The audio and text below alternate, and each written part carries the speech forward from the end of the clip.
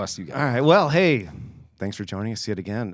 We're here for yet another round, and we're here with Jeff Lanigan. Thanks for joining us today. Thank you so much for having me. I really appreciate it. You got it. And a Rome mayoral candidate That's correct. with a primary looming. June 27th. Wow, It's coming in hot. that's It is. exciting. It's coming quick. Well, before we get into that stuff, how you doing? What's new? Good. You're looking at it. I run from meeting to interview to meeting to collecting signatures to putting up signs. I'm kind of a jack of all trades when it comes to campaigning. I have a fantastic team. I have a great group of people that help out with it. But at the end of the day, there's never enough hands. You can always use more. And I've always been the guy to get my hands dirty, and I'll do anything I can to help. So I don't just sit back. If we need signs put up or we need to get signatures, I'm out there. Is your son the real image of the campaign? He is. I mean, that hair has got to play a little bit. I'm telling you, if you could run as mayor at 5 years old, he would be fantastic at it. He's got a chance. Yeah. Yeah, his teachers tell me he's an excellent campaign manager. They came in one day, and a bunch of their neighbors had gotten signs. So she said, "Hey, Connor, where's my sign?" And he looks at her and he goes, "Do you want a big one or a little one?" And she goes, "Well, I'll take a little one." He says, "Okay." That day he came home from school. "Daddy, we need a sign for his teacher." We drove over to her house. He put the sign in, and off we went. Oh, full service. Full service. Wow. I tell Well you. done. So That's great. that hair alone would get him a lot of votes. I mean, it plays. Yeah, I had to sacrifice mine. Supposedly you had that same hair, but I didn't. Mine was not like that. Okay. He's got it special. He's got the little bit of it's straightened at the top, and then it goes into those big ringlets. And I had more of the, fro. As my hair got longer, it got taller. So mine didn't look as good as his. we may need to edit that into a photo because there isn't much imagery for today's podcast. That's true. On the previous I photo, make it but- difficult to imagine that I had hair. Gonna have to do a little Google image search Yeah. here, Brad. You got this? Yeah, I'll go back into it. All right. My first big question for you: Absolutely. crunchy or smooth peanut butter? There is a correct answer. Smooth. Oh, that's wrong. Yeah, Wait. I'm a smooth guy. Am I learning something new about you right now? Crunchy? Come I think on. smooth is so boring. The peanuts get stuck in your teeth. Yeah, it's just. It's just not. See, if I knew that, so we just went. He was just at the U.S. Open qualifier in Rochester. Really? I made him PB and J's for the. Yeah. It's a long 18. We were out there 5 hours. I gave him smooth peanut butter. I did not know that he's just being a good friend and didn't tell me that I screwed up. Next question. I'm passively aggressively making this comment now. What kind of jelly? Oh God, did I screw up twice? I'm a little more equal opportunity on the jelly. No, okay. So strawberry would be number one. Oh, thank God. At least And then I can tolerate grape. That's no big deal. Yeah. I mean, I'm a there's some more- strawberry. I'm a strawberry. Yeah. guy. I was a strawberry guy too. I was surprised to see grape is more like number one. Really? Yeah. Really? Yeah. Is it really? Mhm. I did not know that. Caught me off guard. I saw it somewhere.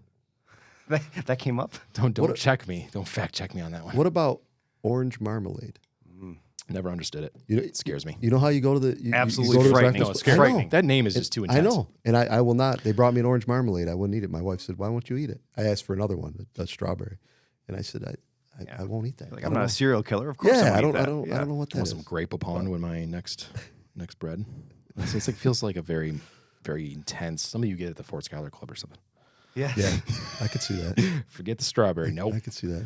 Orange mama. Yes, that's all we have. That is all we have. We I have did not nothing see else. that question. That was. I have to change everything about you now, though. I mean, one, I'm never making you a Crunchy's so much PB and more J. interesting. There's You're more always going about on being there. different. That's fine. It's okay. We'll let that one slide. We'll let yeah. that slide, I guess. All right. But I'm outvoted here. You're a smooth guy Yeah. as well. Yeah. Any normal person is. I think your only claim is that it goes in the bread without tearing up your bread.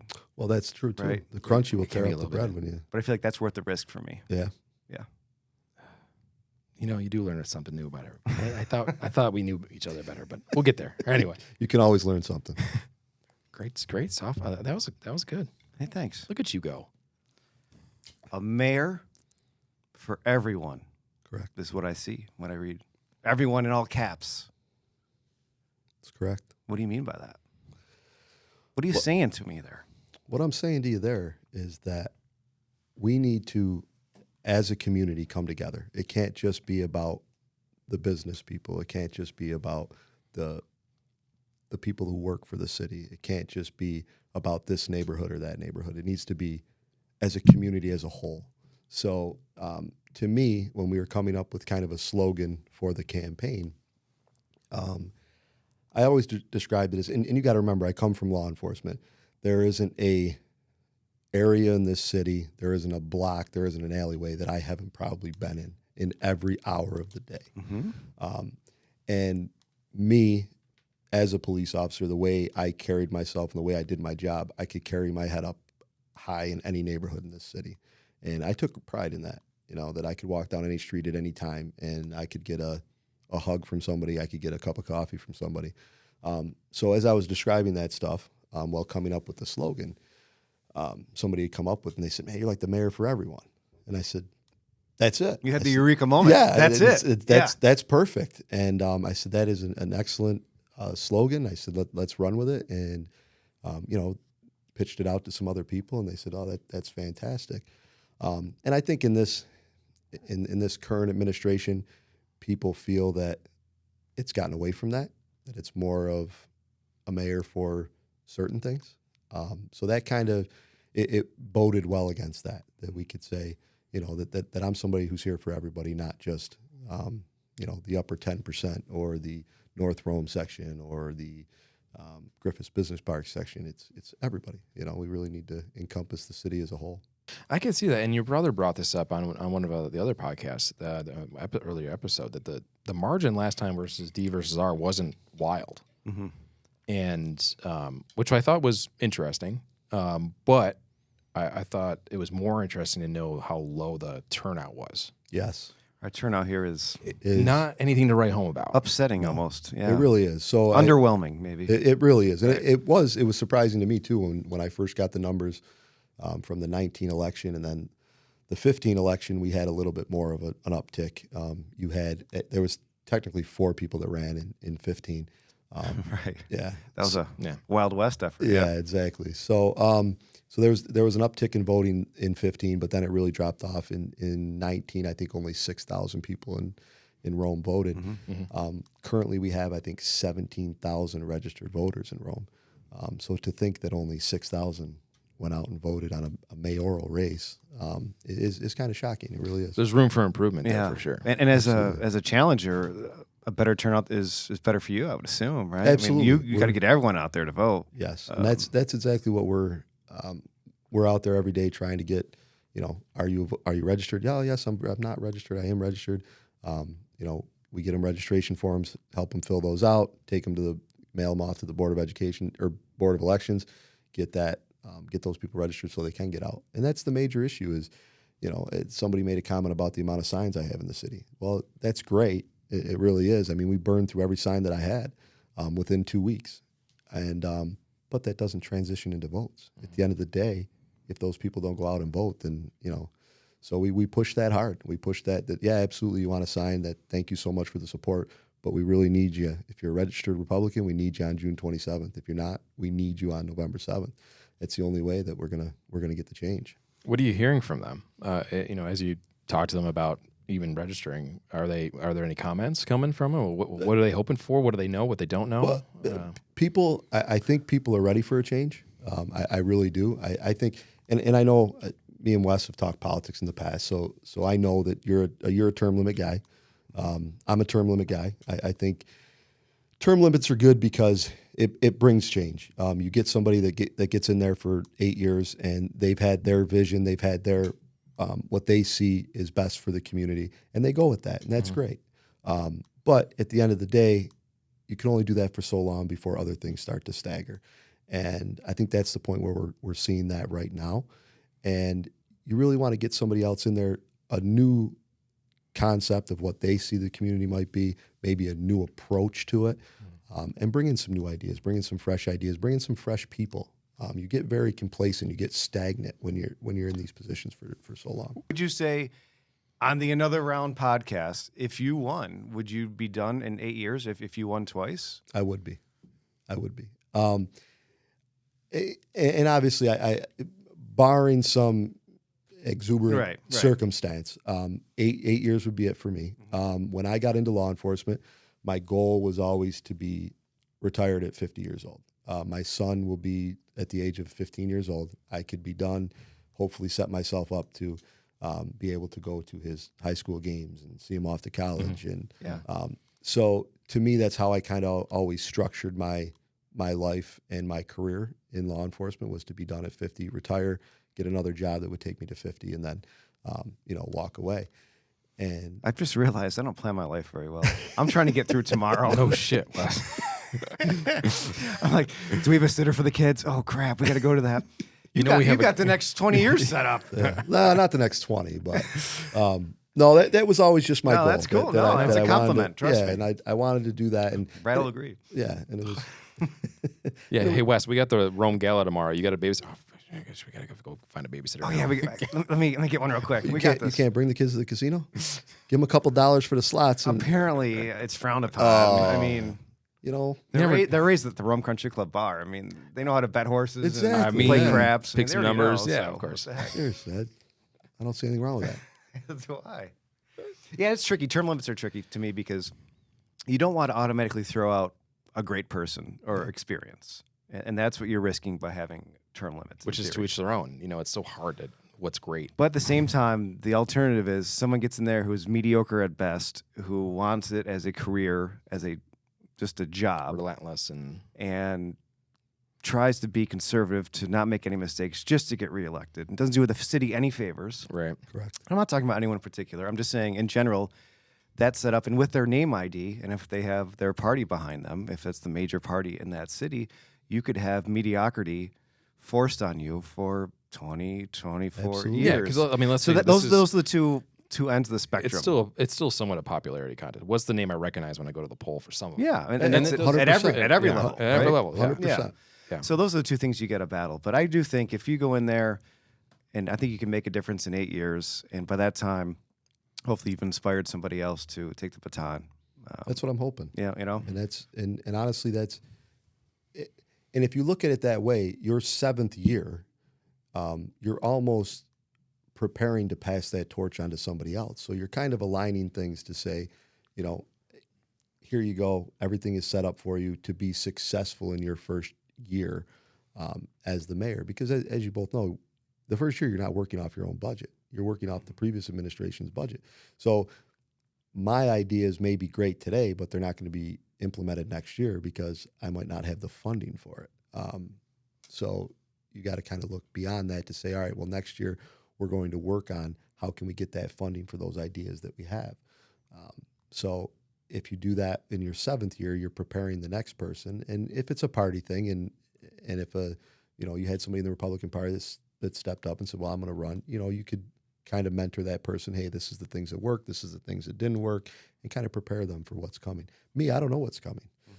It's not like I have a relationship with the current administration. Obviously, I'm an opponent, so they're not going to share any secrets they have with me. to. No. Exactly. Right. So, I do have a fantastic working relationship with majority of the Common Council, so that really helps me that they kind of can help me with any questions that I have and things like that. So they've been fantastic. So Yeah, Common Council seems a bit frustrated with the current administration. I remember going to a couple Yeah, when was that? A In month ago? January. Oh, it was a January Yeah, one. I that we went remember to. going there, and boy, "She Must Go" was a quote that made front page of the Sentinel. Yeah, you gave us That some was on great the front headlines. page. Yeah, That was pretty wild for a January meeting.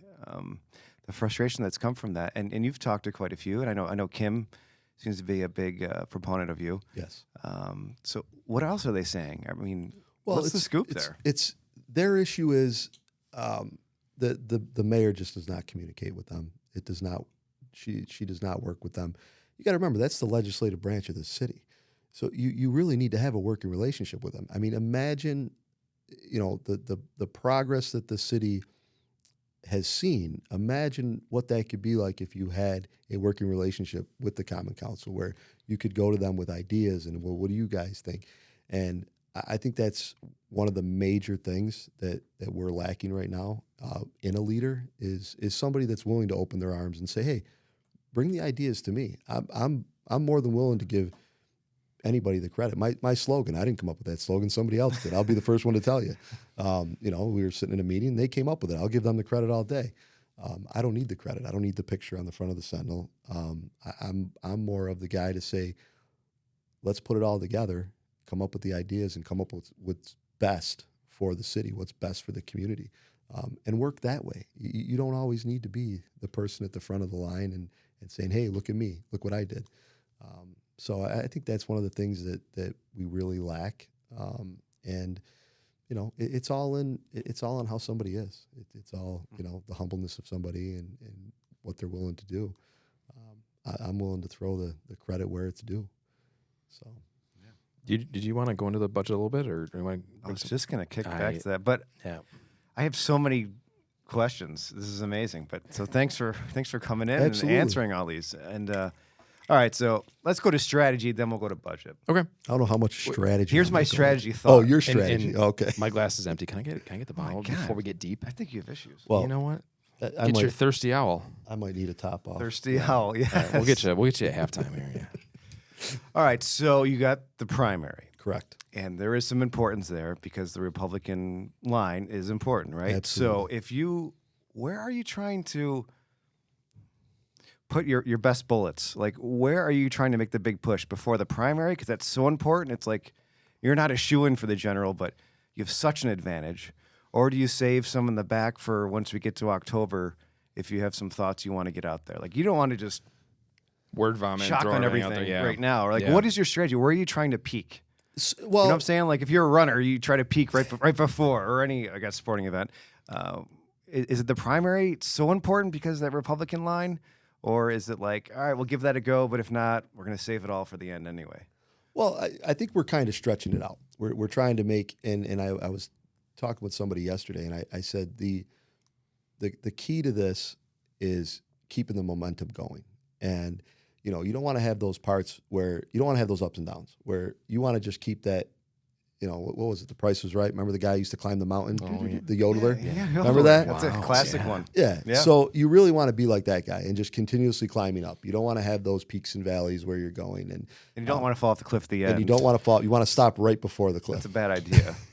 I'm no expert at that game. But. It's true, though. Seems to make sense. Exactly. What made you want to get your name on the ticket? Like, was this organic from you? Was this Brownie talking at the course, or was this? I mean, let's dive into this a little. I mean, I know it could be multiple things. Someone got you at a weak moment. Yeah. What? A couple cocktails. Too many Tito's and sodas, or what? Remember guest weekend? Yeah. But well, yeah. What fueled it? So I am not politically grown. I did not ever have aspirations of getting into politics. As I told you before, I always envisioned my police career, and then I would take a job at Rome Country Club mowing greens and get me to my 50, and then I would fully retire and be a stay-at-home dad and do that kind of stuff. And so when I got close to retiring, when the word kind of got out that I was going to be retiring soon, I had been approached and asked if I'd ever consider running for mayor. And I think with my history with the police department, my history with the union, my history as public information officer, just kind of my history in the community with just being somebody that's involved with the community. I've coached and all that. I think people saw that as a good thing, that for the good base. Exactly, just to kind of work off of. Yeah. So when I was first asked, I said absolutely not. I respectfully declined, and I said I'm getting out of an extremely stressful 24/7 job. So how did they ask you? Did they pull up in a van like old school and abduct you and bring you to a secret location? Sort of. Because you can go with that. That sounds awesome. That's great. Got my vote. I had the stocking over my was face. Blue there? Was yeah. Blue? And, Absolutely. So after that, I respectfully declined, and I said, thank you so much, but it's just not what I see in my future. And so I walked away from that. And obviously with the union side, I had some kind of, didn't really like how the administration was working, but I didn't know how far that spread out. So after that, I kind of started asking questions within the community, different people, different venues, things like that, just to kind of see where the pulse of the community was. And I was quite shocked that many people had the same problems that I had, and the lack of communication coming out of City Hall, the title of the invisible mayor. A lot of people had issues with that. And just kind of where our focus had been up on Griffiths and West Dominic Street, and neighborhoods had started to crumble, and obviously crime was on the uptick. And, where was the focus on that? Why aren't we putting more into our public safety, this, that, and the other thing? And it really got me, thinking that, what, maybe this is an issue. And, the things for kids, we just don't have things for kids. And you guys both know, with having young kids, our wives take us all over the place during the summer. Hey, we have this going on. We have this going on. We're going here. We're going to Old Forge. They got this. They got fireworks here. And I remember in the summer, my wife, she said, hey, we're going to wherever it was for that day. And she said, they're doing this thing for the kids. And I said, why don't you ever say, hey, we're going to downtown. They're doing this. Yeah, because in our neck of the woods here, we're a reasonable sized city. I mean, absolutely. Why would we not have more things like that? So she said, because there's never anything in the city for the kids. And I said, you're exactly right. And that's why I need to get involved. That's why we need to kind of change that mindset of, we need to get back to being a community and being the place where you want to raise your kids. You want to buy a house within our community. You want to have a backyard. You want to have that neighborhood park where you're going to bring your kids to push them on the swings. And we really need to get back to that. That's what it was when I grew up. We all had our own baseball field. We all had our own park that we played at, and it's kind of gotten away from that. The parks are in disarray, and the neighborhoods, people don't feel safe anymore letting their kids out on their bikes farther than a block. So we really need to get back to that. My priorities changed in 2017. I mean, before 2017, I was worried about what time is tea time, where are me and my wife going to dinner Friday and Saturday night. Who's having a house party, who's having after hours. And then when we had my son, my priorities changed. And it started becoming, instead of what's in it for Jeff, what's in it for Jeff and Melissa, it became what's in it for Connor. And it kind of changed everything to say, we need more here. I love Rome. I'm born and raised Rome. I hope to be here for the long haul. I want my son to have the same the same feeling of Rome. I want him to be proud to represent Rome in sports and be proud to say, I'm from Rome. I don't want him to say, hey, when are we leaving? I want to go someplace else. I want to move someplace else. Yeah, so after you got abducted in that windowless van and you Yes. said, thank you, but no thank you. Yes. It got you thinking. Got me thinking. It got me thinking a lot about it. Maybe I could do something. How'd Melissa take it? Because I know that if I went to Jenna right now, she'd be reaching down to her Glock and saying, "What'd you say?" Yeah. Did you just whisper? Did you whisper it when you were walking by, or when she was sleeping, and say, "I already told you that"? It was member guest night. No one was. I wrote a note. I put it in an envelope, and I mailed it to her, and let her read it herself. No, I'm just kidding. That would. I was kind of buying that. I would have really liked that. That might be a lead-in for this whole episode. I'm all dot. Because you had me there for a second. It's really Like, wait, did this work? Because I might have to use this. See, that's what you do. I put it in a bottle. Put it in because the lake. in going to when you were thinking about family's huge and that's Absolutely. a full-time Yeah. gig. You got a lot of Absolutely. evenings. Absolutely. And so obviously she's fully supporting, at least that on the face value of it. No, she is. She's got us fooled at least. My wife has always fully supported me in every crazy idea or everything that I've done. That's what makes a great partner. We all take risks, and sometimes they pay off and sometimes they don't. That's just who we are. Some people do that, some people don't. They be more conservative and sit back. And that's just not me. So when I did decide that this is what I was going to do, I sat down with my wife and we had that conversation, and we hashed out a lot of the problems of it. All the what ifs. Yes. And not that it's like $1 million question, but at least $100,000 question is leaving the lake house. I mean, that's a question needs to be answered. That Jeff doesn't live in the city. You got to give it to us. Everyone you hear that all the time. Does he live in the city? What's the deal? So give us the scoop. So I do not. I live in the town of Western. I'm Elmer Hill Road. I'm 1,586 feet over Roughly. the imaginary line. Roughly. 1,586 Yeah, feet. that little weird Westernville. Yeah, little weird Westernville part cut. there. Yeah. That is correct. I would have to leave my, as you call it, lake house. But that is a sacrifice that me and my wife decided that we would do for this community, and we would do it for our son. And if I'm the right guy for the job to get involved and make this community better in any aspect that I can, we're willing to make that sacrifice. And so that was obviously a huge hurdle to get over. We looked for 7 years to get a house on the lake, and we finally got it. And 3 years later, I'm asking my wife to move out of it. But at the end of the day, the thing is, if you have the means and the capability to do things and get involved, and you don't, you have nobody to blame but yourself. Yeah, So I dig it. Yeah. for me, at the end of the day, the way I really looked at it, I said, you know what, I can do it, and if I don't get involved, I better not be 2 years down the road saying, what's wrong with our city? Why aren't we doing this? Why aren't we doing that? Because I had an opportunity to get involved. Sure. So Yeah. So you have a house that you own in the city. I do.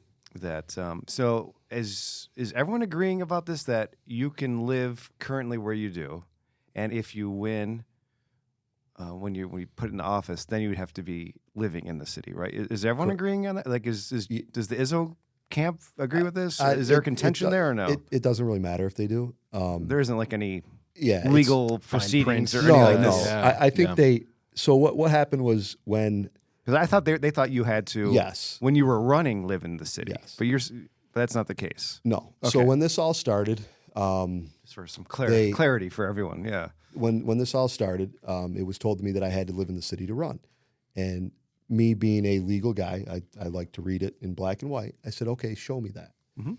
And they printed out some Rome City Charter and some election law and things like that, and said, well, here you go. And I read it, and I said, I've read a lot of legal jargon, and this doesn't say that I have to live in the city to run.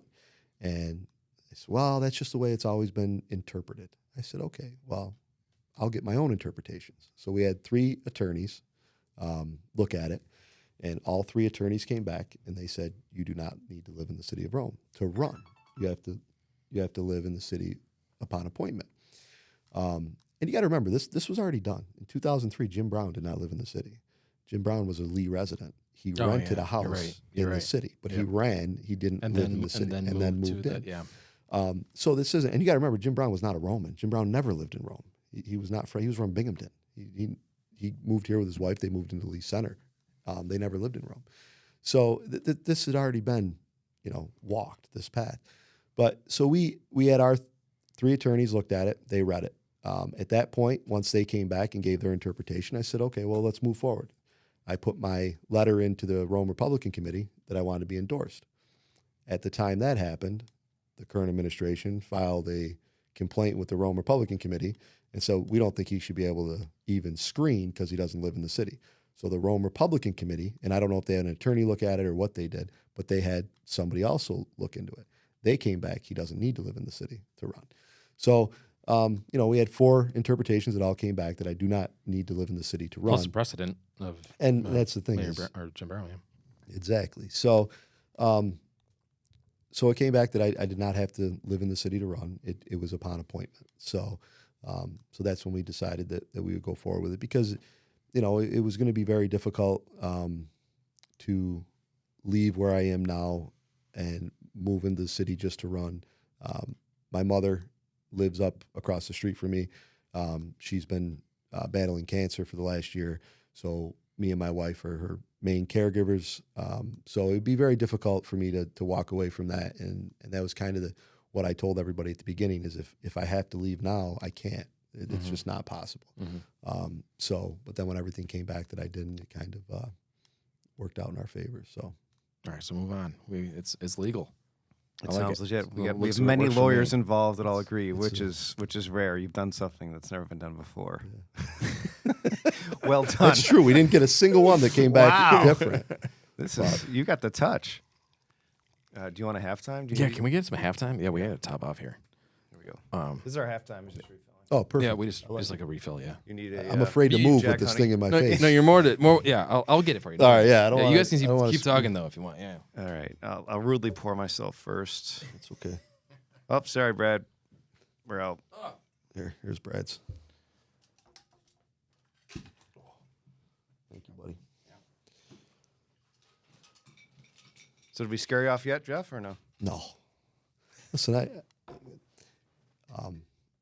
This I'm an open book. I don't. I really. A lot of this stuff's gonna be helpful for you, I think, just to get it out there because you hear he doesn't live in the city shit, and then, but you never have time to get to like the full explanation. I'm sure with and that's everyone, and when if a few people watch this, and yeah, exactly. And it was, that was one of the big issues. They tried to push that right from the beginning. all right, we're gonna, should we kill this thing? Yeah, let's go. I mean, we're gonna go up. I mean, this good thing we don't have wine glasses. Doesn't have the volume. Oh, I got screwed in that deal. Yeah, you definitely did. Rookie mistake.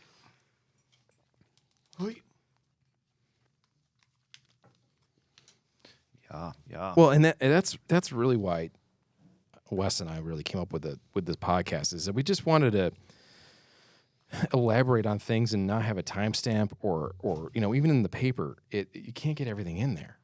There's only so much real estate, so we like to pick a couple topics. Let's run it. Let's not cut it short. I can always edit. Yeah, But absolutely. let's dive into it a little deeper and it just allows a little more explanation when needed. Right. The Brad can cut out all my terrible jokes, and then people might actually get past the third minute. Yeah. Maybe. It's all right. I don't know. Probably not. I think Jeff may be saving the city from a lot of bad jokes if you ran for mayor, Wesley. Oh my God. I only have so much space and so much I can handle in the Oh my God. Daily Sentinel. You can only. Oh man, you did get screwed. Yeah, you got a big one. Your fault. He was the pourer too. I don't know. Usually you pour yourself first, and then It's all right. There's a bottle of Bacardi over there for him if he Oh, needs. perfect. We got backup. We got backup. Perfect. Now Jen's gonna be pretty pumped. She might have a shot later. You dick. Baby number 3. No, that's. I will say that is not possible. That is not in the at cards. least, at least from medically proven stuff these days. Ah, but perfect. All right, yeah, good. So, Yeah. Improving stuff these days. I mean, Very well. just going off of research. Just off a Google search. How's a Google search? Google said it, babe. I know you're a doctor, but according to Google, you're wrong. That is not gonna totally happen. incorrect. Totally incorrect. We did jump around there, and I know I took a left turn when we came to why we got into it. I'm trying to think of where you were heading. Oh, I had a great roadmap in my head, and you fucked it up. I really screwed it. I'm sorry. You sure the Thirsty Owl didn't? All right, so we got to hear your own party line. What's it going to be Which called? is? What is it? My independent line is right for Rome. You sure? I'm positive. I like it. I like it. Right for Rome. A Right bit of for Rome. alliteration. Short, sweet. You're to the point. really limited when you make your own party line. Are there You're a number of yes, number of you're limited characters? to number of characters you can have in there, and you're also limited on the words you could use. Is that only because there's only so many boxes that you have to fill out? It's like I naming think- a I horse. think it's- Capital letters. Yeah, I think mean, it's, that's you can only have so much in those little boxes. You can create your own symbol. Yeah, you can create your own symbol. There's certain things you can't use. Same thing with the words. There's certain words, a whole list of certain words you can't use. So we had about Look at those half 30 Wes's. names of Brainstorming. yeah, and then we came up with right for Rome. I didn't get a call. Did you get a call for the brainstorming? Did not. It's all right. We'll work It's in your email. Check Okay. your junk. Check your junk It's in the box. junk. Everything goes there. Yeah. All right.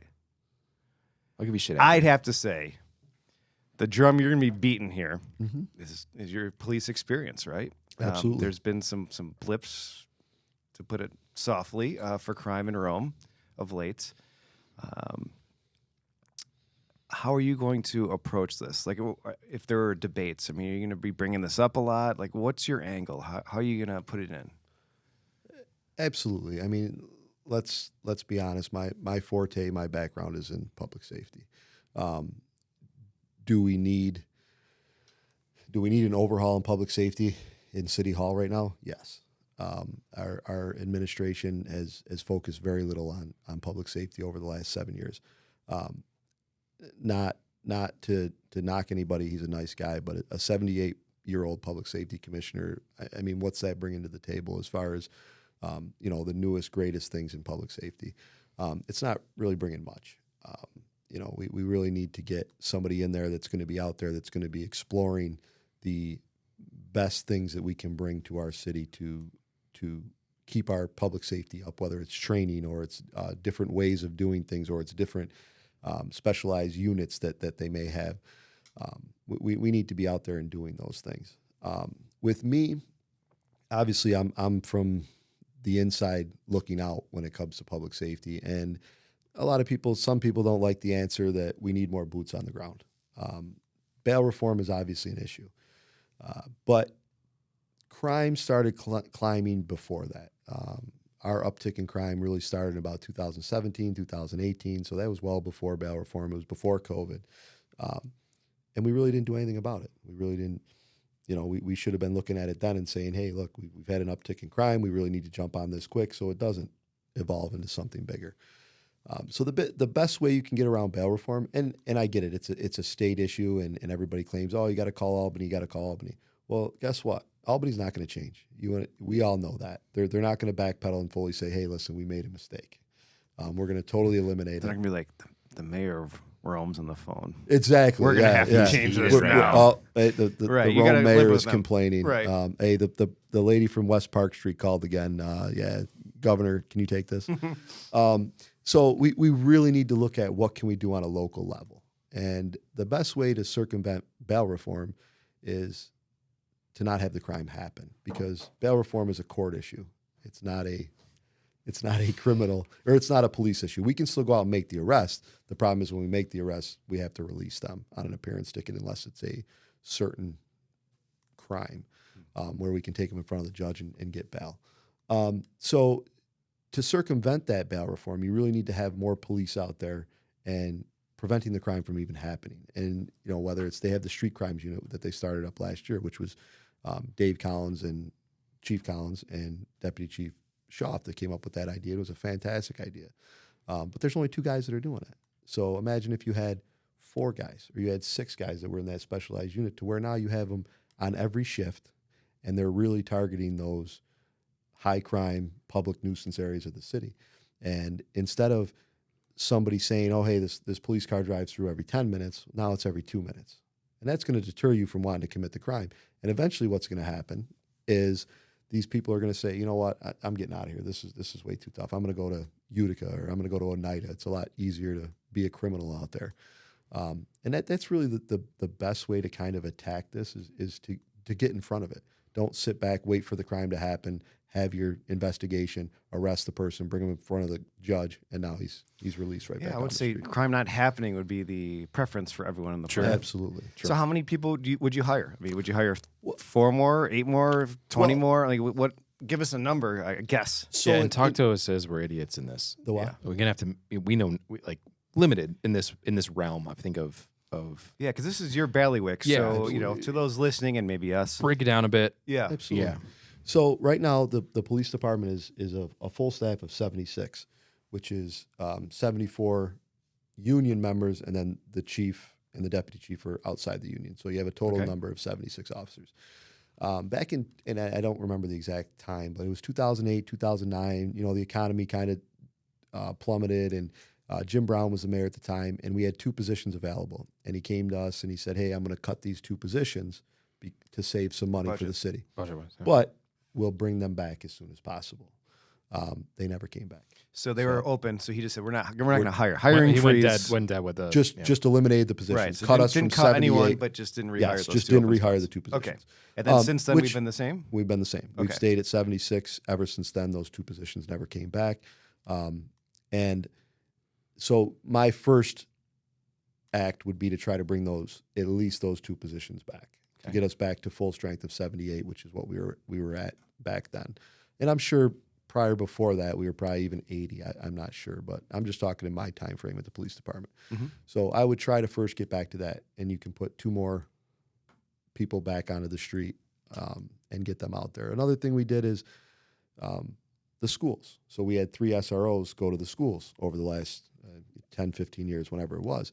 And the school district picks up a majority of that School, salary. school resource officers. Yes, not the SSOs that are the part-time guys. Yeah, okay. Not them. I'm Yep. talking the actual the SROs that are in RFA and Strow.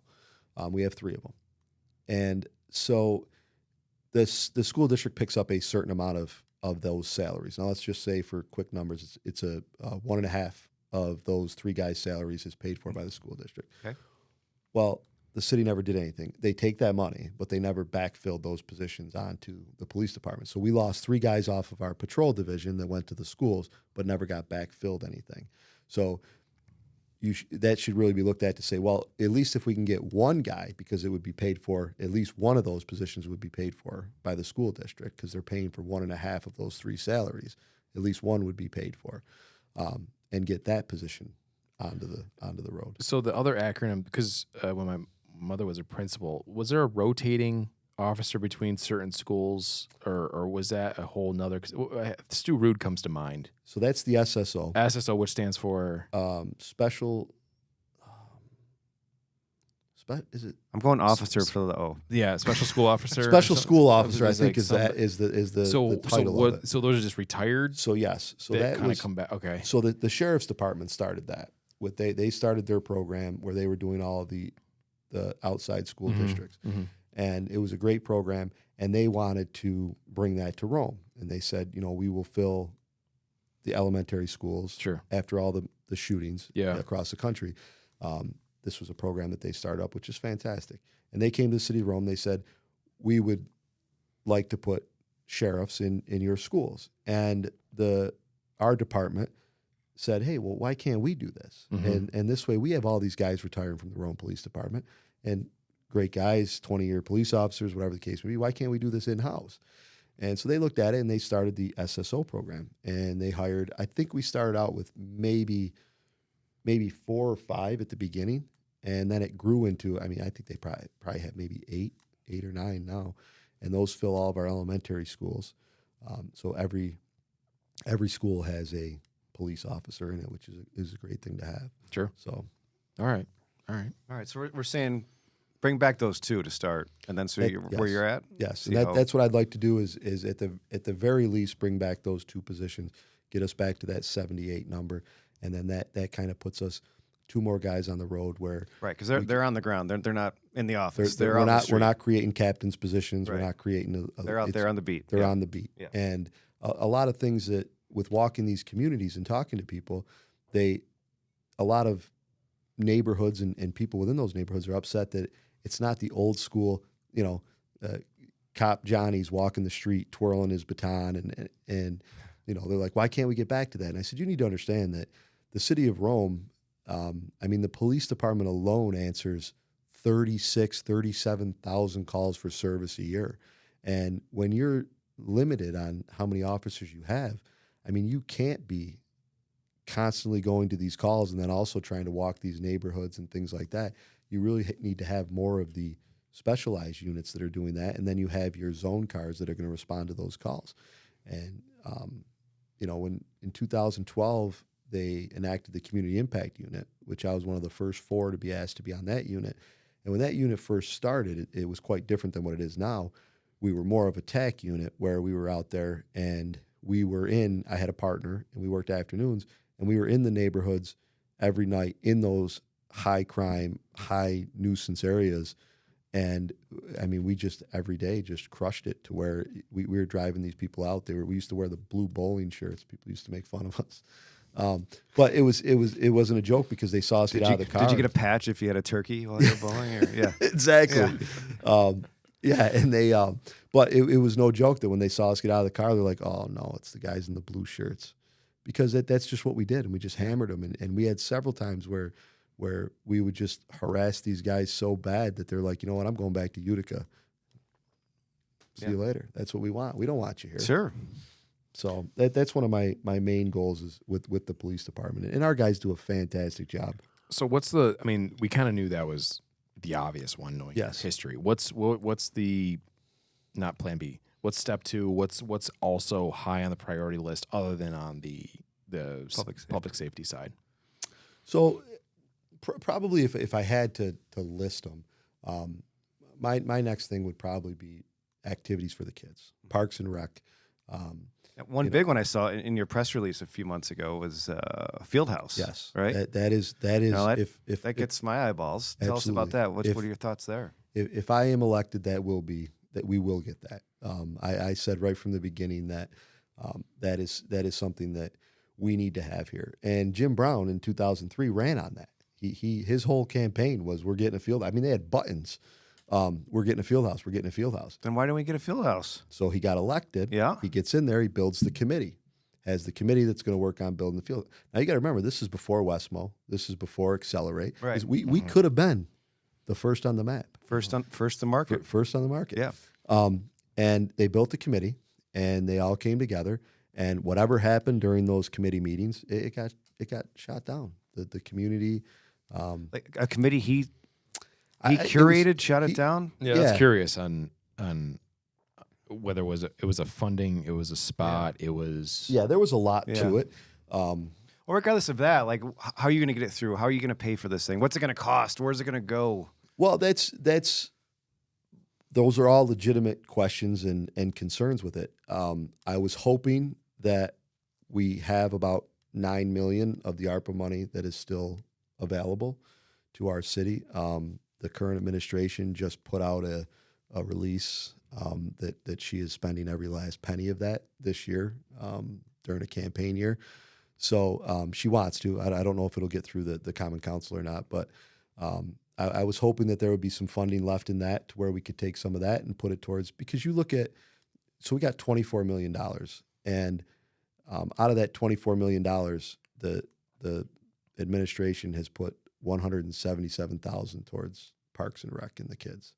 I mean, you're talking a percentage point of that money.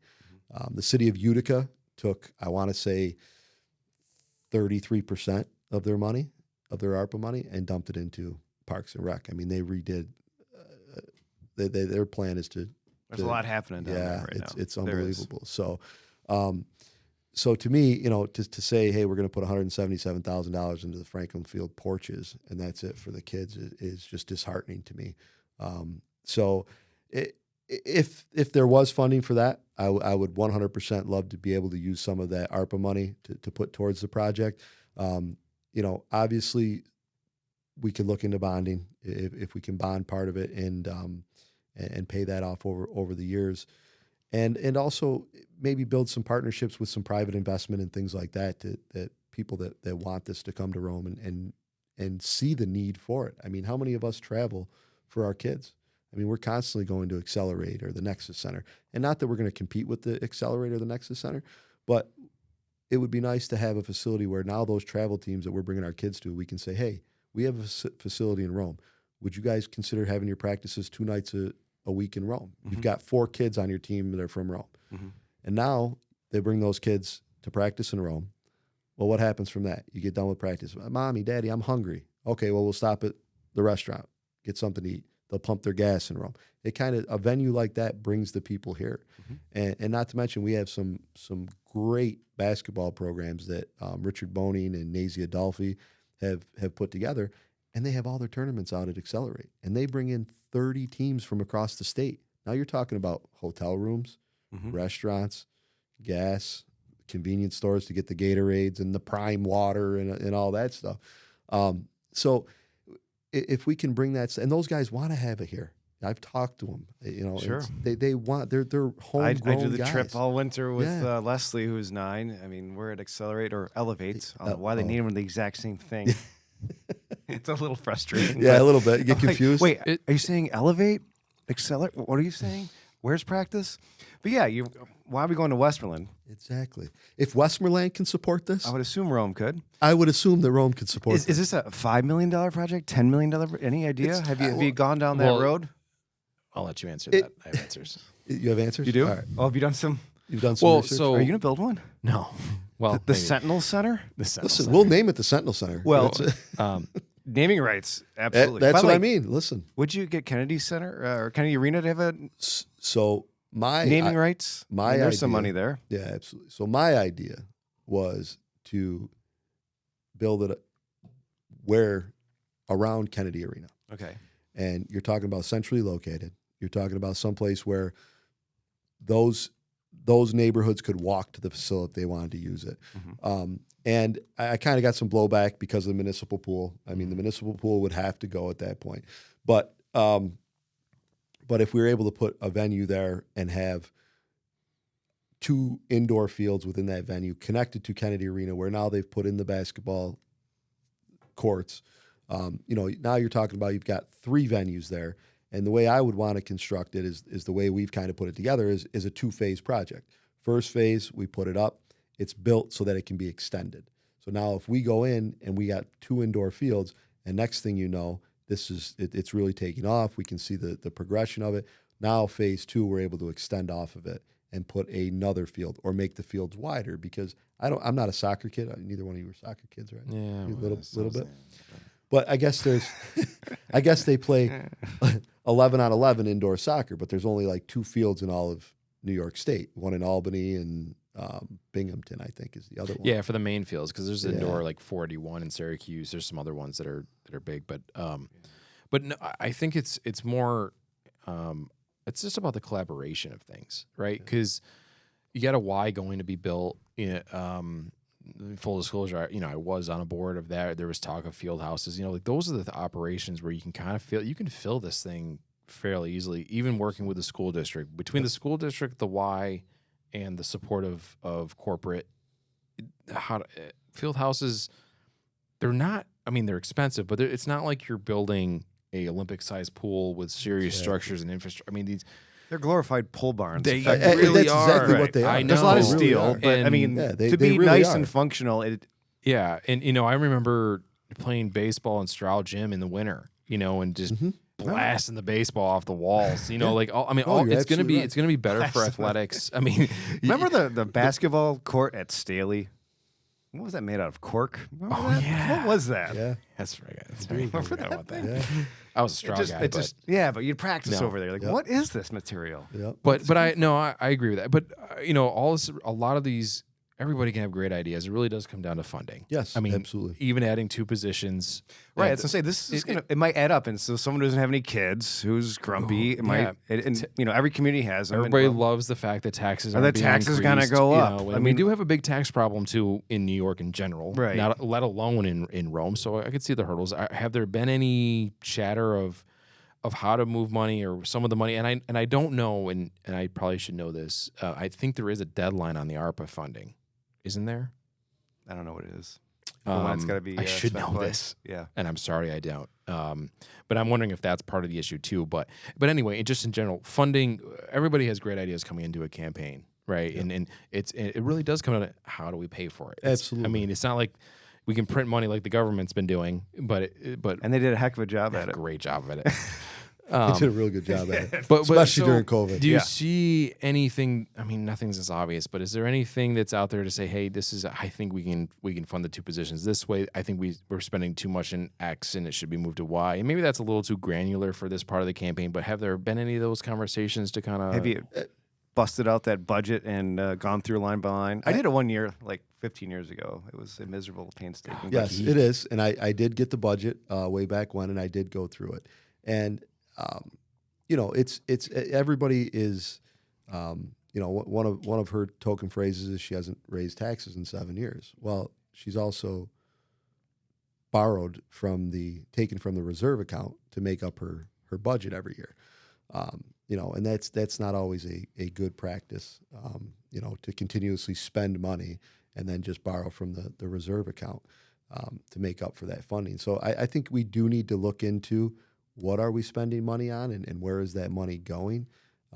I have looked at some departments within the city, and out of an 8-man department, you have 3 supervisors within that department, and it's kind of, it makes you wonder that why does almost every guy in that department have its own supervisor? not to say they aren't warranted, but And- there's and I'm at just- least it's something it's something to look shut- into. of Yeah, course. and that's I I'm not see saying that, it's not warranted, but that's information that I'm not privy to at this time. But I do see that, and I say, to me, as a police officer, the rule of thumb as a supervisor was you could supervise 6 people, and then when you got beyond 6 people, you need to bring in another supervisor. So, to think that one guy needs a supervisor with one guy, it kind of. Once you get to 7, it needs a supervisor. Yeah, exactly. This is not written by me. These are not my rules. And I would love to dive into that, and maybe that's something whether we do or the Sentinel does. I'd love to dive into that, the deep, somehow get it detailed. I think that'd be fun for a flow chart of everyone. you know, I love a good Excel sheet. You really do. I could tell you, you haven't read the budget yet. It's a little brutal. It is. It's a little. It's thick. It's thick. It's a lot of.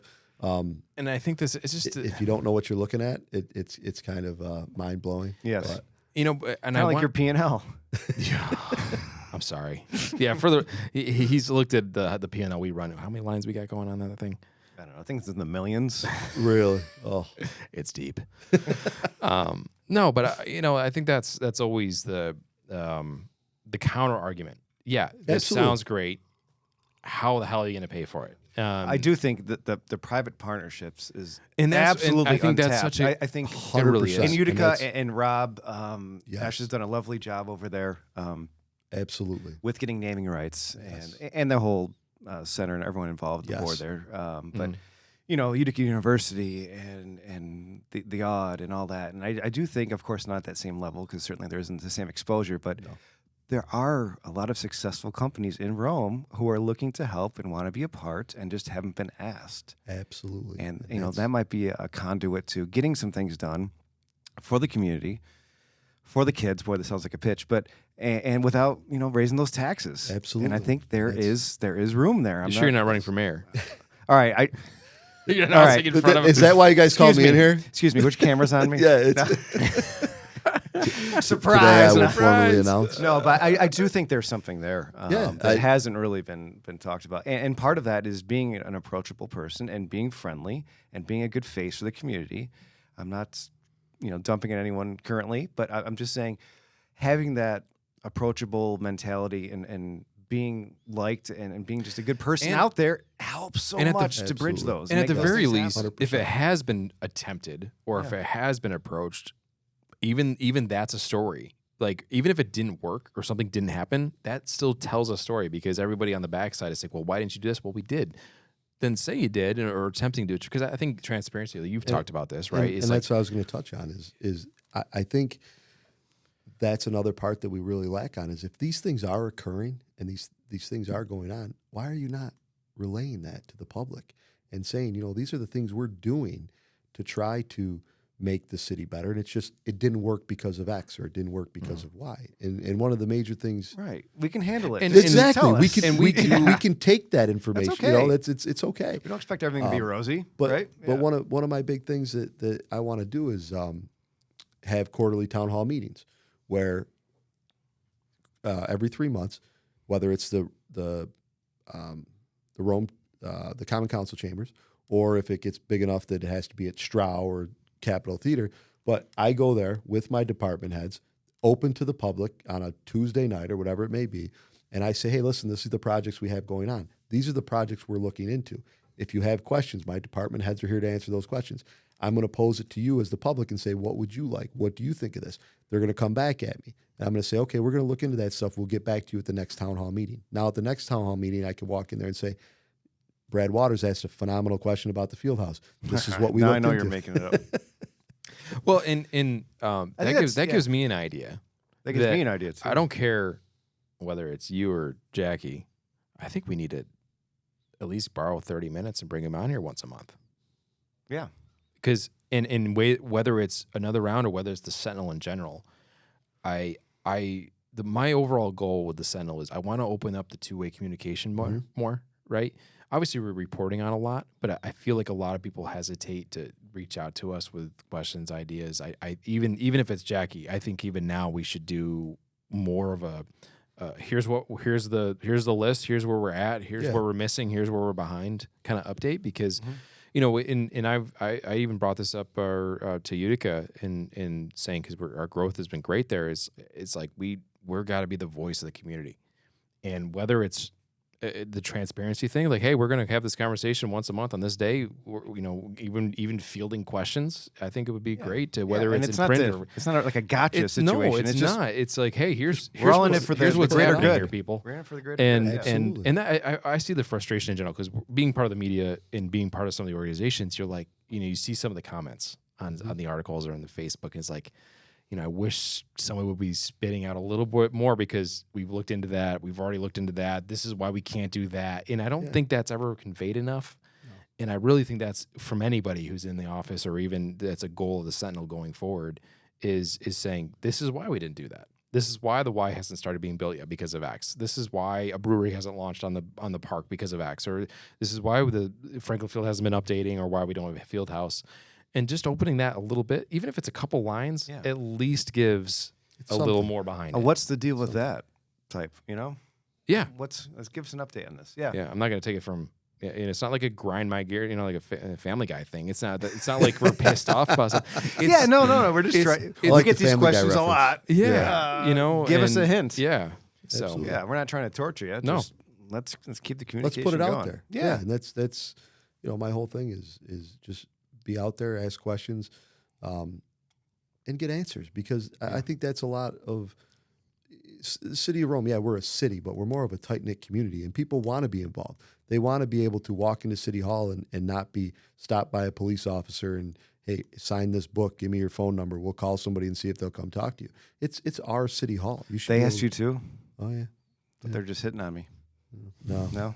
you're not No, special. it's all of us. It's all of us. And to kind of get a little deep, what do you like about what's happening now in Rome? What will continue, and what would you change? And I guess by that means is, I can't say that there's many deep fires or big fires. Maybe big fires is the right word for the current administration. I think there's some little things here and there, but I don't think we have a scandal. I don't think we have anything major. So what do you think? What do you think's happening in Rome that you just want to carry on? What are things that might need some elaboration or just a little bit of a tweak? Because because if I got those voters who are like, all right, I think I see them both being good candidate or qualified candidates. Jackie's proven to not be, make any major mistakes.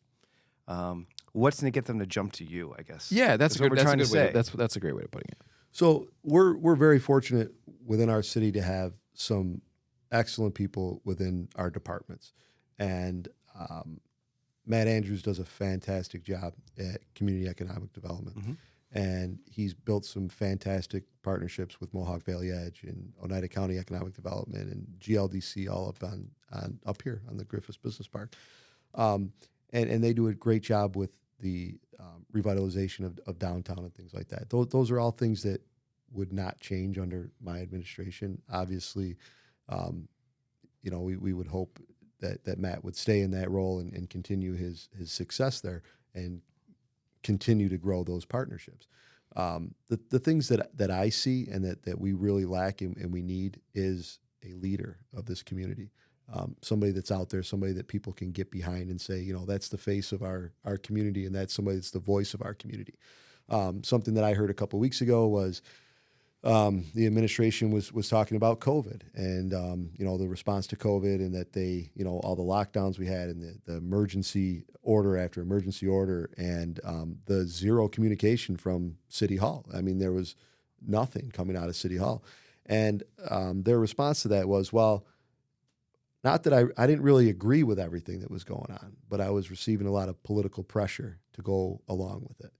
Come on, really? Like, you are the strength of this community. Like, we're supposed to be able to go, you know what, I'm gonna crawl on those shoulders and rely on that person to get us through this.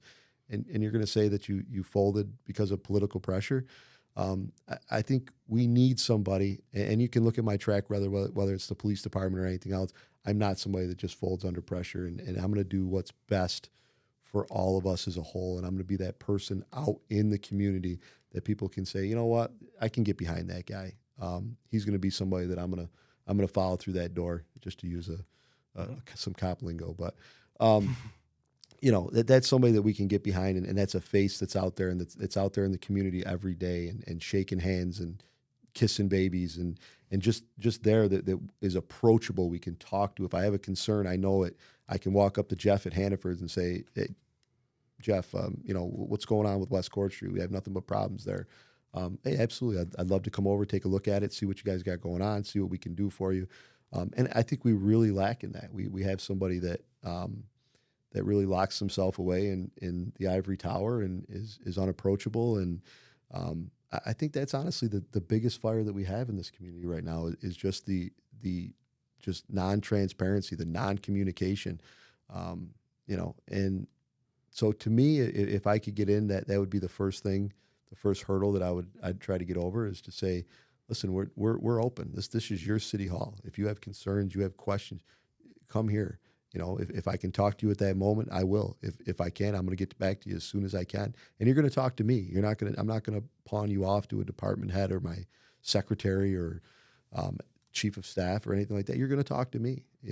Jim Brown did a fantastic job at that. It was Jim was always, he wouldn't leave his office until every phone call was made back. And, I'm sure that got him in trouble plenty of times with Debbie, but, that's how he was, because that's the mentality he had, is that I work for these people. It's not Jeff Lanigan City Hall. It's not, the current administration City Hall. It's Rome City Hall. So, I think that's a major. Yeah, you mentioned the name, the position name. Do you have any? I was just gonna. Who's your Larry Dinello? Who is your? Hopefully, I don't have a Larry Dinello, but which is fine too. Yeah. But have you thought about who's going to be your right hand man or woman, or who might be some of the targets to kind of help? That's so funny. That was the next question for me. I mean, we're on you guys are going at me hard today. We're guys doing a lot of shit. Man. But what you just said, want me to it may look like we're just all fun and cocktailing, but we get shit done around here. Seriously, right? But that might have been a good finisher. What he just said to the episode right there was pretty solid. That was a good summer upper. But yeah, from our questions, who's your Larry Dinello? Yeah, is there anybody in play? So I can tell you this is, as I told you guys earlier, I'm not politically connected. I'm not. I don't owe anybody any favors, and all of my friends, all of my family have really good jobs. So I don't have anybody that I owe a job to, or anybody that I promised a job to. So honestly, what I'm going to look at, and I don't have anybody in mind for any certain position within the city. We're going to look at people that are in those positions now, the ones that want to remain, the ones that still have the interest of serving the community, and obviously, that they bring a lot of experience to the position. So I wouldn't necessarily say that I'm going to come in and clean house. I'm going to evaluate the positions that are controlled by the mayor, because you got to remember that there's probably only 7 or 8 positions that are controlled by the mayor. Everything else is civil service. So it's not like I could come in and fire 40 people and replace them with who I want. So I'm going to look at who's best and who's going to bring the most to the table for the city. Obviously, I need to have people that I can trust and things like that. But to put it out there right now that I have certain people in mind for anything, I don't. I really don't. Yeah, that's fair. Yeah, sure. And listen, believe me, I'm as honest as the day is long. I really don't. It's all right. I'll get over it. You guys wanted that scoop. Yeah, I was gonna say you guys wanted that big right. scoop. He didn't fall for that one. Let me try another Jeff one. Lanigan announces. Anything else you want to? I mean, what's your? If we had to end this right this second, if you wanted the Lanigan freestyle at the end, I like that. Well, what's the? let me you did a good job before. You did. We got a lot in there, but if we were in the elevator right now, the doors are opening. We got to get out. You got to get out. I need some gold for the intro. We need to suck our 2 listeners in on this. Do you want any great is there any is this campaign ever going to get feisty? Okay, we got to bring this up from the other day. Jesus, I'm even nervous. No, from the Common Council. The publisher. Because we know what's publishing in the paper because we own the place. Because it's tomorrow. Right, because it's coming out tomorrow. But there's a little story tomorrow about what happened. Did I make it? I was upset today that I didn't make it.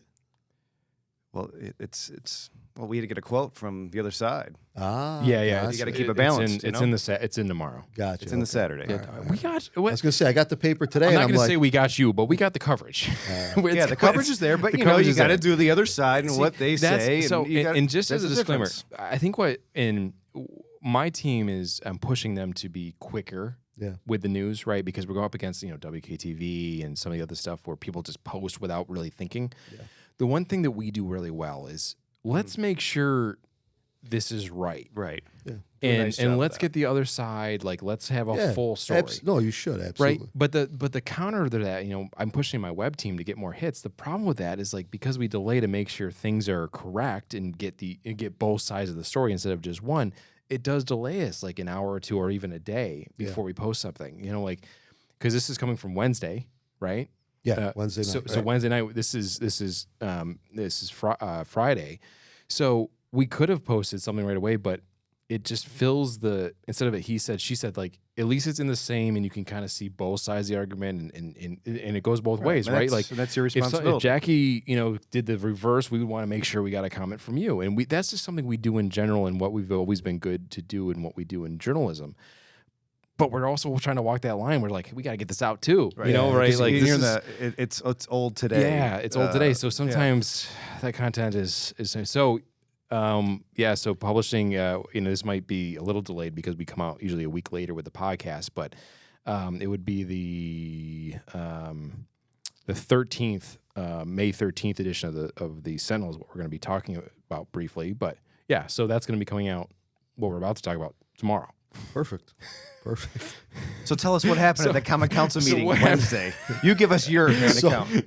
So I'll And give you, click here for the story. Yeah, It's absolutely. somewhere here. So I'll kind of go back. So I retired from the police department May of 2022. So just a little shy of a year ago. And I had 15 years of service at the police department.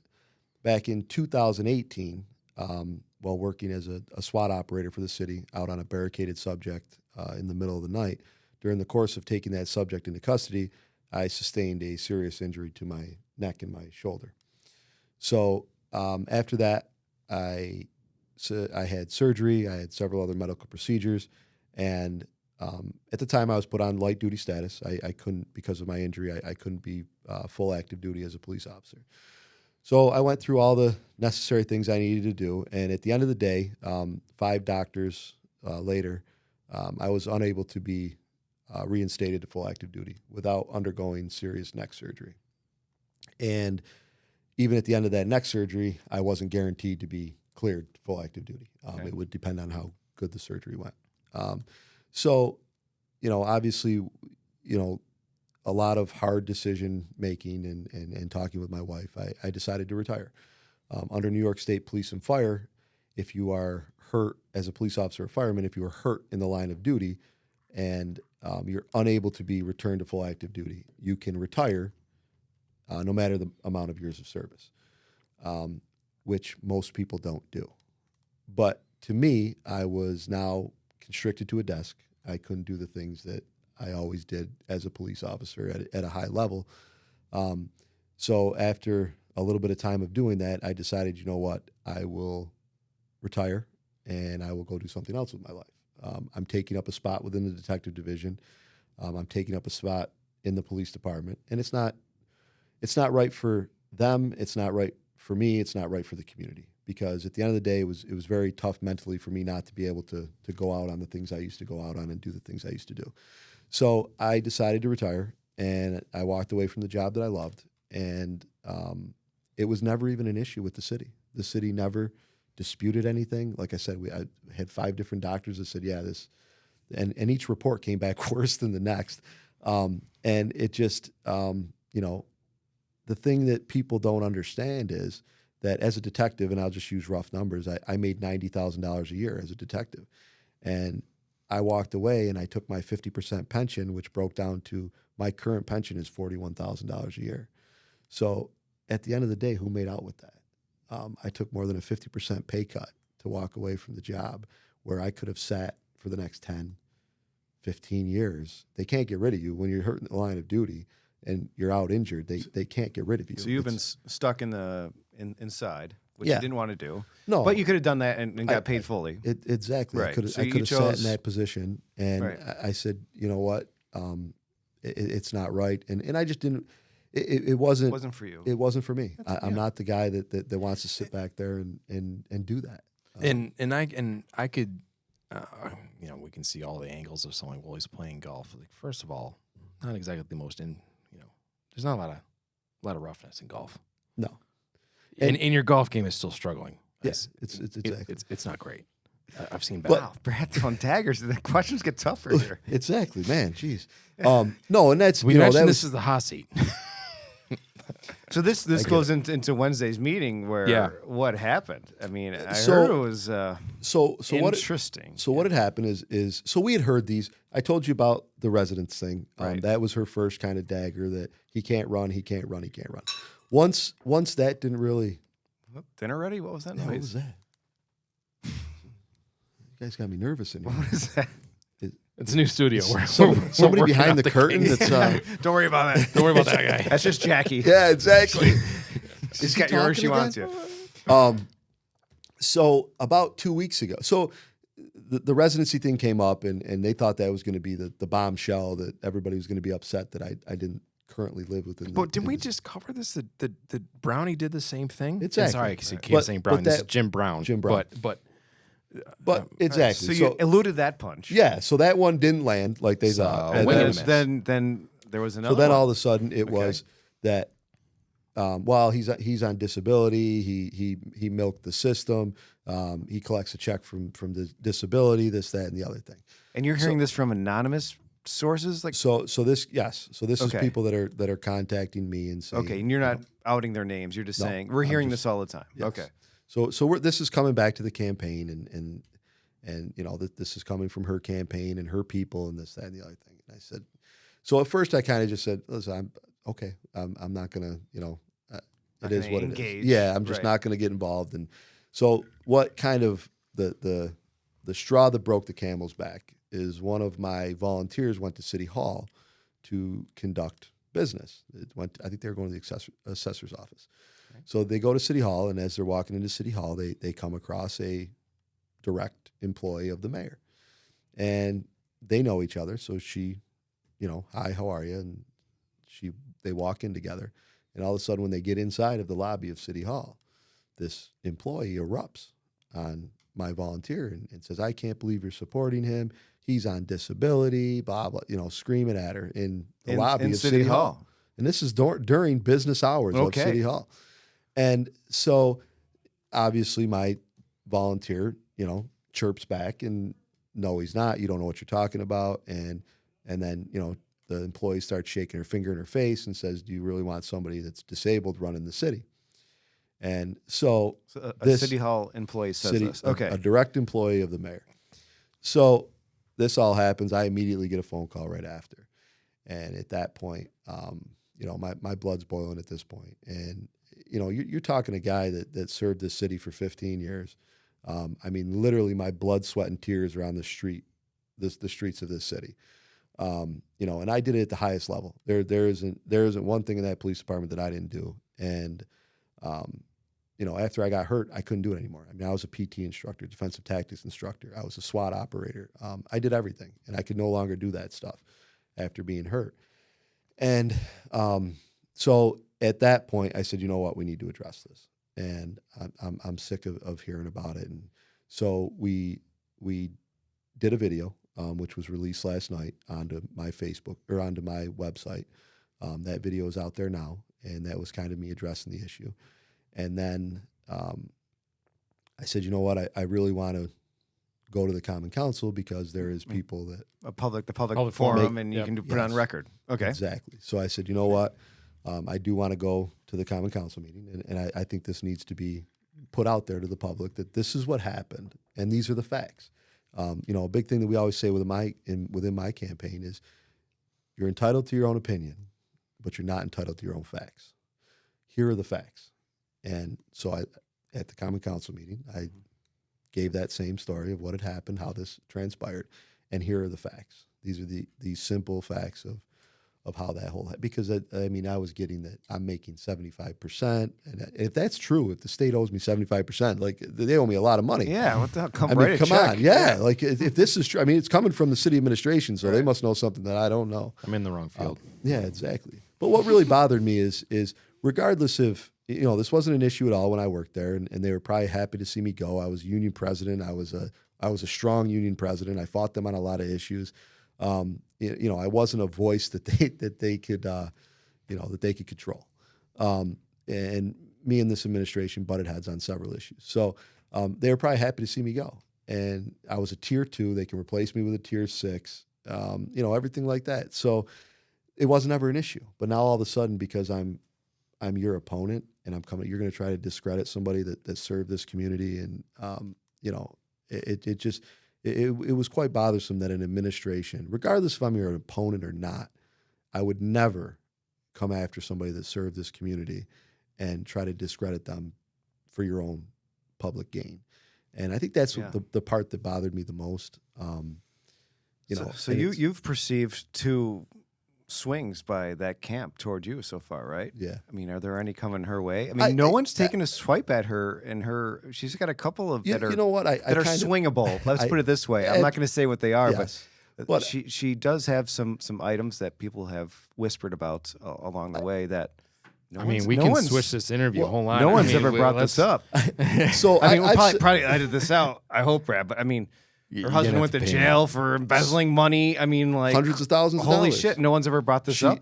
Are you going to bring this up? She sunk the Erie Canal Village. She was the last one in charge of the Erie Canal. Here. But I can be paid off. And I can edit that part, Brad. Yeah, seriously. No, I kind of took a little swipe, and some people were mad at me at the end of my statement that I made at the Common Council meeting. I made the statement that I'm an open book. Mm-hmm. I'm willing to talk about my past, my present, and my future. Mm-hmm. And I said, let's see if Jackie Izzo is willing to do the same. Because it's true. Like, you want to come at me. I've proudly served this community for 15 years. There's nothing in my closet. When this whole thing when this whole thing was presented to me, and I said that I would in fact do it, what's the first thing they asked me? Is there anything in your closet? Because they're going to find it. And I said, listen, there's nothing. I don't have anything to hide. So I don't. And I think that's probably what's most frustrating to them, is that it's how do you go against a guy that served this community, highly decorated. I was awarded the Liberty Medal by the state of New York, which is the highest award that you can receive as a civilian who's not a military affiliate. How do you go against this guy? Well, let's try to find these few things that we can, these breadcrumbs, and try to latch onto them. And I knew, and I'm going to be perfectly honest with you, that you always heard about politics being dirty and just, but you don't know until you get into it. Mm-hmm. And it's really taken me by surprise that how dirty the political game is, like the way that people set these things up to keep themselves in these positions for year after year after year. And then, for me, it's like, let's just get out there. You've got your successes that you're going to stand on, and I've got my presentation of what I think I can bring to the table to stand on. Let's leave it at that, and put it to the people that way. Why do we have to get petty? Why do we have to be in the dirt? And I've said from the beginning, I don't want to get in the dirt. I know that there's things that can come about in conversations that people should have some answers for. Mm-hmm. That you should be able to, if you want to question me about my retirement, let's talk to you about some of the things that have been brought up about you, and put that out there. Everyone wants to run a campaign that's up here. Exactly. But, there's got to be a point where you're probably like, I might have to bring out some nuggets at some point, right? And that's kind of the thing, is I didn't want to get to that point. And maybe term limits would probably help it be a little more cordial, because absolutely you wouldn't be there trying to create an atmosphere. No. In theory, to kind of keep you in. I do think, though, that I guess on the high road side of things, on the voting process, and I'm going to have to, again, bringing back your brother Josh on the previous podcast, check it out. Is it when you only have 6,000 people voting, whoever's going to win is going to just be, if that number increases, I think that's the greater goal. And I think you mentioned that a little bit, right? Just reaching some people that haven't voted. And I think that's a great, that it really is a greater win for the community, right? When you only have 6,000 people representing Rome, New York, of a city of 30,000. Even if you won that, that's not a great look. I don't care who you are. No. Like, I think the greater win is going to be, how do we get that voter turnout to 10,000? Yeah. And I think that would be the better win, because, if you didn't vote, then you can't come later and saying we should be doing this. Absolutely. And I think that's the It's like when you complain at a baseball game, they make you be the umpire the next 3 games. Exactly. In the youth sports, I in like that full one. disclosure, like we're careful as media, and especially in my position, that I'm going to be neutral for the most part, of saying, look, I'm looking out for Rome, New York. I don't give a shit if it's Jeff Lanigan or if it's Jackie is on the seat. I want to see people voting, having a voice, and seeing where the city goes. Right? We're going to report on. We're friends. We've been on the chorus a little bit, but we're going to call a spade a spade. But I think the greater good is having people active in the election. That way, if you're active in the election, then you have a reason to bitch a little bit if something doesn't go your way. But if only 6,000 people out of 30 are coming out to say, well, I'm not happy about it. All right, pull the lever. Exactly. Go get out there and vote. Absolutely. And have a statement. Then I'll respect you a little bit more. I mean, I want to listen to people that are active. I don't want in being part of media. You learn to grow the big shoulders and handle what comes at you, and you'll learn that. And I know Jackie's learned that, but I'm going to respect you more. One, if you put your name behind it, and two, if you got over there and did something about it. We do this in the newspaper industry, and I do it here. And anybody listening, like if I get an anonymous letter, I rip it up and throw it in the trash. I don't blame you. I just don't care. Yeah, you need If to you're put your not, name if you're behind not, something. and I I agree. get anonymous letters, a couple times a month saying that you guys should be doing this. I don't. You're too left. You're too right. Yeah. And I don't know if we've covered this in the podcast. I in the same week I got 2 letters saying I'm too far left and too far right. I mean, That means you're perfect. good luck Brad. decoding that. You're right in the middle. But no, but seriously, like and this is why social media gets dangerous, and people, I want people to put their name behind it, get out there and vote for the election. Let's get these election numbers up. Let's represent our city and have a voice. Absolutely. If you've done that, that's a great first step to growing. Even though we got a lot of good things going, I think we can do better in a lot of different areas.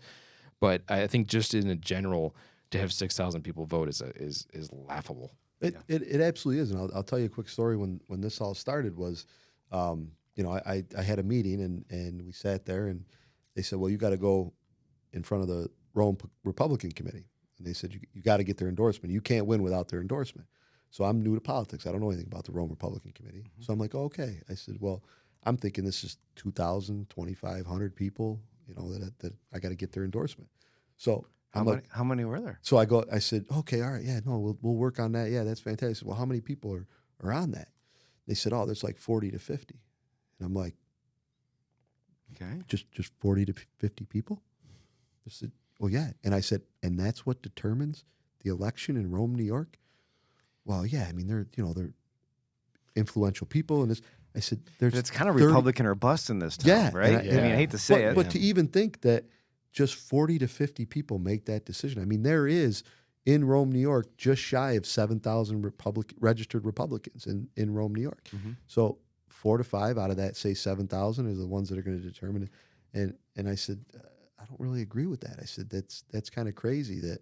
And they said, well, I'm just telling you that's the way it is. And then I was advised not to even try to get the endorsement because it's a weighted vote and she has so many people. And that's what I was telling you earlier about the dirty politics side of it, that, you fill these Over seats. 8 years, you have the fill ability these to. seats, and then all of a sudden now all of a sudden your people are the ones that are in those highest weighted votes.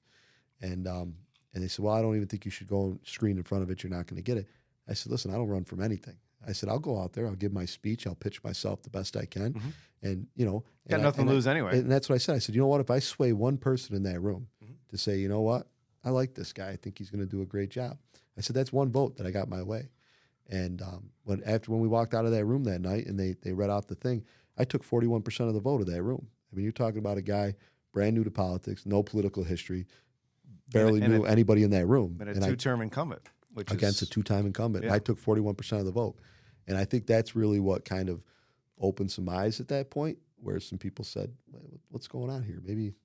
maybe things aren't so great with this administration. And so that kind of got us, moving in the right direction, that we really saw that, wow, there is a little bit of a riff in the party there. So I do think that the tit for tat can be a little. It's just sad how much that can work. But like I said, with the 6,000 votes, I think there's a lot that can be grown apart. I think the communication, I think that's huge. I think the term limit has its play. I think the collaboration between private and public is a play, and I think different generation too. Yeah, I think the generational thing. You got to get the young vote out, right? I mean, that's got to be the theory. It's the Obama campaign, right? And that's he won it on that, you know. And I think that again, do that in a microcosm. Yeah, it's got to be the play. Yeah, and I think that's the greater good. I think, and I just talked about it, but I do think that just getting people out there to vote more, educating more, being more personable, whatever it may be, is gonna win it. And because, like I said before, it's not like there's major fires. It's not like there's a scandal of any type. You can go tit for tat on some of the micro stuff, but that's only going to sway maybe 100 people or so. It's the greater good of the community. It's the personal reach. So whoever does that better is. And it's kind of the you look at the average age of City Hall administration right now, and it's 70.5 years old, and it's like, what are you bringing to the table at 70.5 years old that really relates with the majority of the community, the up and coming within the community.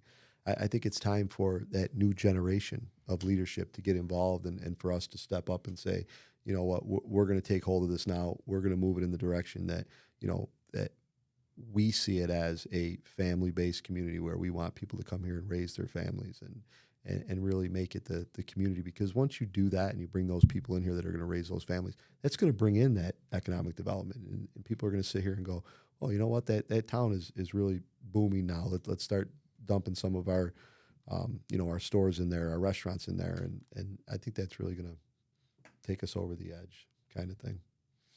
Good. That works for me. Wrap her up. Yeah. No, hey, thanks for joining us. Thank you so Having much a for little having chat. me, guys. I really appreciate it. Don't be left out. Oh, clinky, clinky. There it is. Well, cheers. I really appreciate it. Thanks for coming in. Absolutely. Hopefully this won't be the last, but I was going to say, hopefully I can be back. And I want you to predict what Jackie's drink of choice is going to be. I'm gonna decline. Are you going to pass on I'm gonna pass on that. damn. You guys got to I'm remember. asking some tough questions. I've been so molded into some of these certain answers to questions and what to avoid. Well, and just for full disclosure, we're not releasing this episode until Jackie comes on. So we give her a full shot Yeah, without we're gonna- having any answers. Is she coming? Oh, Yeah. yeah. You stay tuned, my friend. Man, are you guys gonna go at her like you went at me? Oh, I want going right after her too. You sure? We don't care who you are. Listen, I don't know. I might go- I don't know. if she I- goes- we run this city. We That's- don't do uh, if she goes crunchy peanut butter, I'm going to take it easy on her. Oh, that crunchy peanut butter. I'll back. I got you, Lanny. all right, my man. At least on the appreciate peanut it. butter statement. Exactly. All right. Cheers. Cheers. I appreciate it, guys.